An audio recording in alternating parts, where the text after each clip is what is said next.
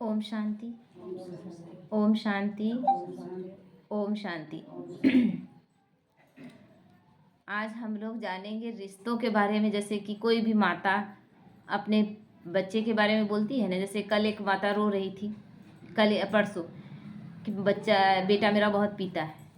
कोई माता है उसका भी बेटा पीता है, जुआ खेलता है, इसलिए परेशान है, बीमार है इसलिए परेशान है। लेकिन आज क्लियर करता है बाबा कि रिश्तों को समझना है। जैसे पुत्र, इसमें बताया गया कि 4 प्रकार के पुत्र होते हैं, है ना। इससे हमारा जो कार्मिक अकाउंट है वो समझ में आएगा, क्योंकि रिश्ते भी क्या है, कर्म के अनुसार आपको कोई भी बेटा बनकर आया है या बेटी बनकर आई है। जैसे उस समय ज्ञान मार्ग में नहीं थे, लेकिन पढ़े थे कहीं पर कि बेटी को आप शादी कर दिए, है ना। कि देखिए उस बेटी के साथ हिसाब किताब बहुत कड़ा है कि उसका पाल पोस कर जन्म ली, पाल पोस कर बड़ा किए, पढ़ाएं लिखाएं, उसके बाद उसका ब्याह कर दिए। उसका ले दे के अब चले जाने चाहिए था, लेकिन अब उसके पति नहीं रहे, तो फिर वो लड़की क्या फिर आपके घर में आ गई, क्योंकि उधर वहाँ कोई सुविधा नहीं था, तो फिर आपके घर में वापस आ गई। यानी हिसाब किताब और कितना कड़ा है कि आप भेज चुके थे फिर वापस आई है, यानी हिसाब किताब उसका कंप्लीट नहीं हुआ था। तो उसी तरह बताया गया पुत्र 4 प्रकार के होते हैं। पहला पुत्र, पुत्र पुत्री कुछ भी समझ ले इसको, लेनदार पुत्र, पिछले जन्म का लेनदार था, पुत्र होकर आ गया। अब उसे पढ़ाओ लिखाओ विवाह कराओ, उसका लेन देन पूरा होगा और वह चला जाएगा, है ना। ऐसा हुआ, मतलब ऐसा अक्सर होता है, देखते होंगे अपने समाज में ही बहुत देखते होंगे। 22 साल का बेटा, उसका अभी तुरंत बच्चा हुआ था, है ना, 2 महीना का बच्चा लड़का हुआ था, और वो चला गया।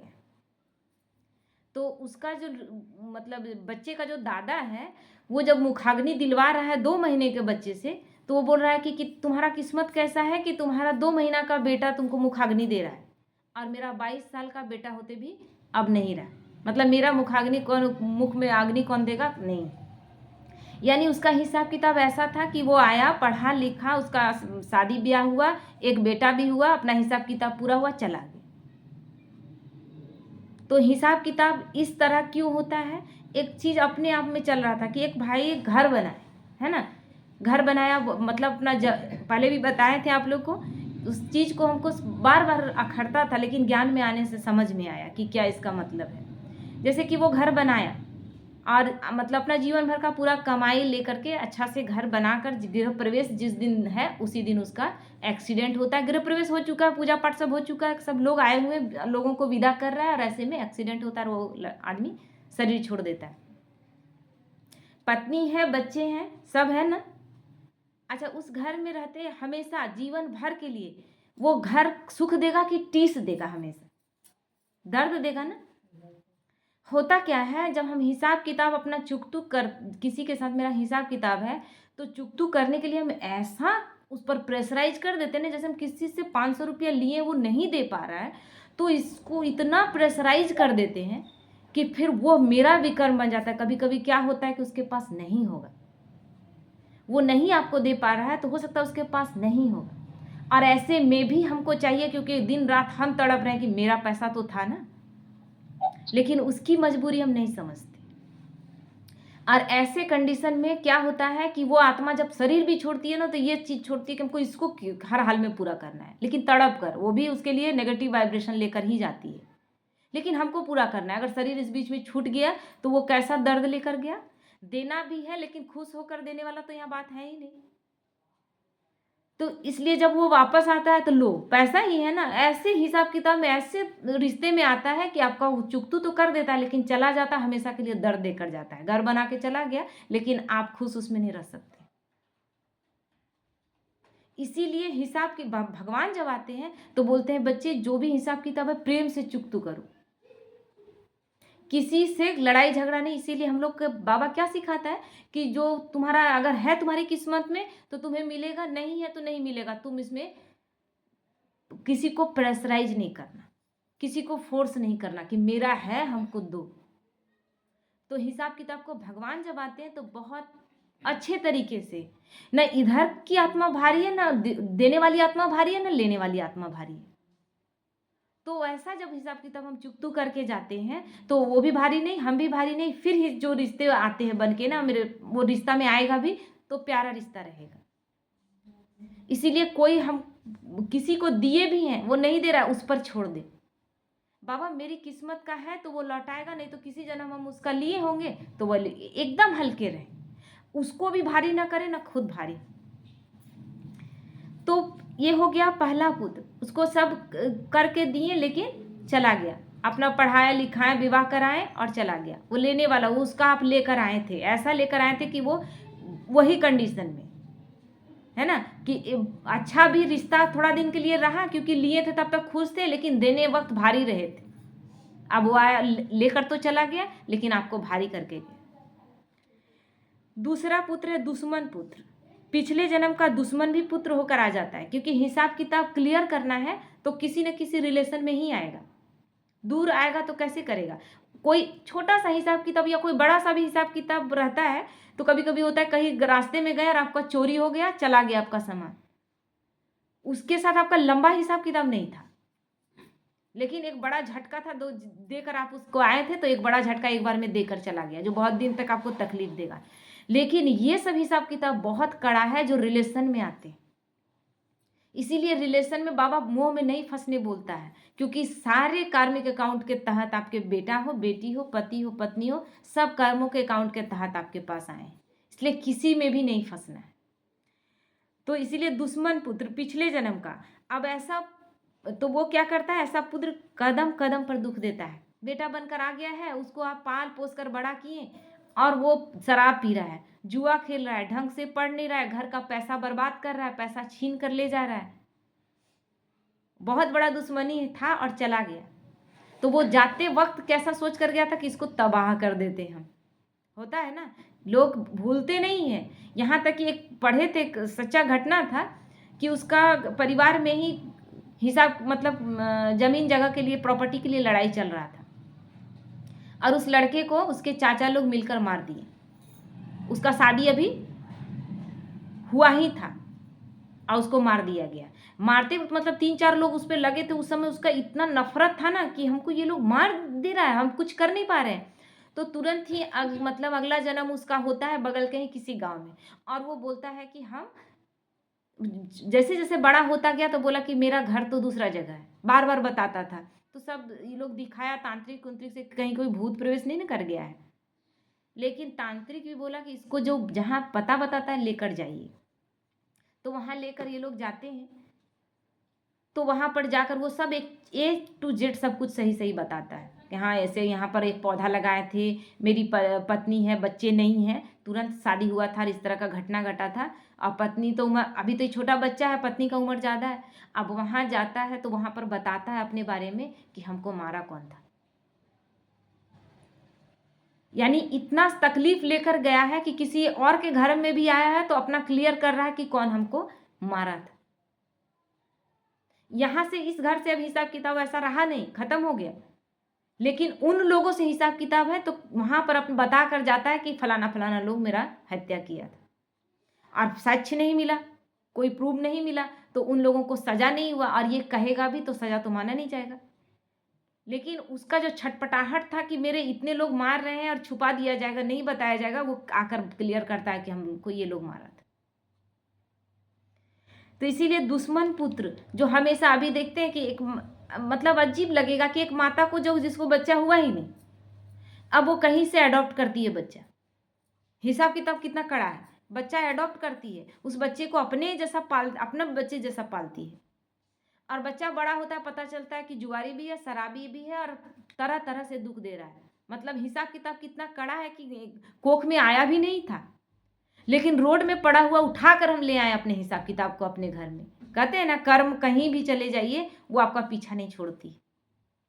आपके घर में आया भी नहीं, आप लेकर आए कि चलो हिसाब किताब चुकतू करते हैं, और अब जब वो बदमाशी कर रहा है तो आप रोते गाते हैं कि इसको इतना पाले पोसे बड़ा किए, इसको हम इस पर इतना खर्च किए, मेरा खून है भी नहीं और हम पे इतना इस पर खर्च किए, और फिर भी इस एहसान नहीं मान रहे। एहसान मानेगा? क्यों एहसान मानेगा? एहसान मानेगा?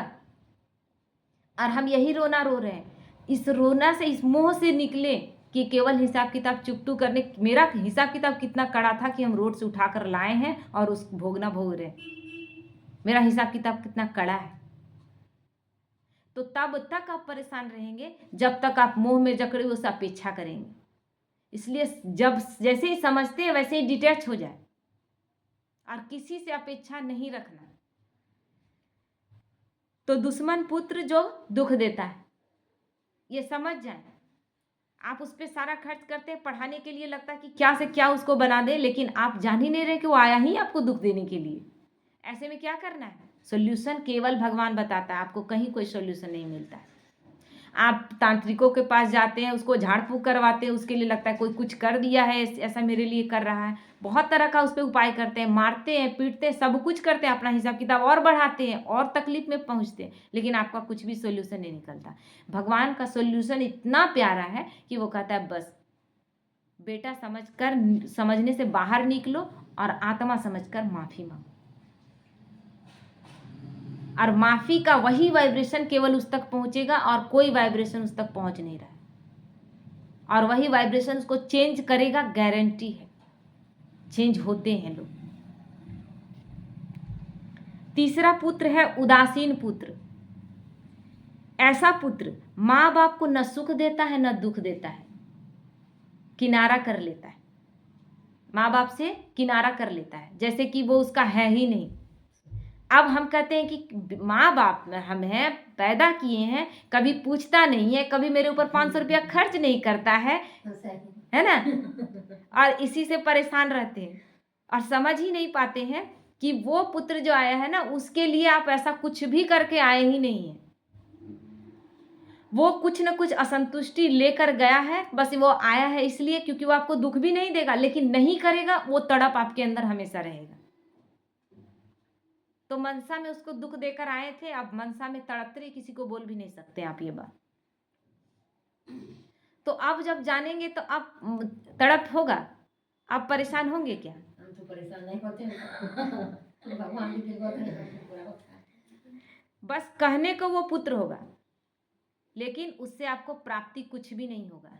अब आप दुख कैसे बटोरते हैं सो सोचिए। ज्ञान को नहीं समझने के कारण आप हमेशा सोचते हैं उसको 9 महीने गर्भ में रख। देखिए माँ बाप का सुनते हैं अक्सर, 9 महीने उसको गर्भ में रखें, उसको उसके अनुसार बना बना के खिलाएं, उसको इतना प्यार करते हैं। आज भी आता है तो उसको इतना प्यार से बना कर खिलाते हैं, एकदम मेहमान जैसा, उसको कहीं फीलिंग नहीं होने देते, लेकिन फिर भी उसको मेरे प्रति फीलिंग पैदा नहीं होता है। नहीं होगा, उसका वो हिसाब किताब आपके प्रति है ही नहीं, अच्छा है, उसका नहीं है तो वो डिटैच है, आपका है तो आप परेशान हैं।